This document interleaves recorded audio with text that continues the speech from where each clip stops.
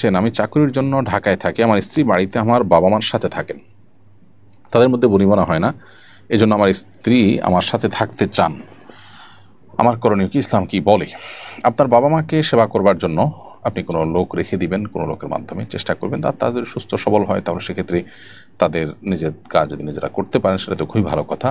পাশাপাশি তাদের ভরণ পোষণের জন্য আপনি ব্যবস্থা গ্রহণ করবেন। স্ত্রীকে বাবা মার সাথে রাখতে হবে এরকম কোনো নির্দেশনা ইসলাম দেয় না। আমাদের সামাজিক বাস্তবতায় আমরা হয়তো একাধিক পাতিল বা একাধিক সংসার এটা চালানো আমাদের জন্য কঠিন হয়, সেজন্য আমরা একসাথে থাকি।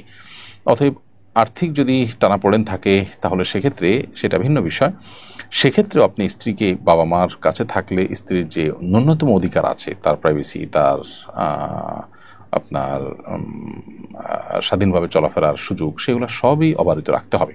আপনার বাবা মা তার প্রতি কোনো জুলুম করলে তাকে অবশ্যই সেই জুলুম থেকে উদ্ধার করবার জন্য আপনি তাকে পৃথক করবেন, প্রয়োজনে অল্প খাবেন এবং কম খরচ করবেন, কষ্টে চলবেন, কিন্তু তারপরও তাকে তার অধিকারটা দিবেন। বাবা মার সাথে থাকলে যদি তার অধিকার খর্ব হয় তাহলে অবশ্যই আপনি তাকে নিয়ে আলাদা থাকার চিন্তা করতে পারেন, কিন্তু সেই সাথে বাবা মারও প্রতি আপনার যে কর্তব্য আছে, তাদের ভরণ পোষণ দেওয়ার প্রয়োজন হলে, তারা অভাবী হলে সেটাও তাদেরকে দিয়ে যেতে হবে এবং তাদের সাথে সুসম্পর্ক বজায় রাখার ব্যাপারে আপনার কোনো প্রকার কার্পণ্য করা চলবে না। কিন্তু তার মানে এই না যে বাবা মার প্রতি সদাচরণ করতে গিয়ে স্ত্রীর প্রতি জুলুম করবেন।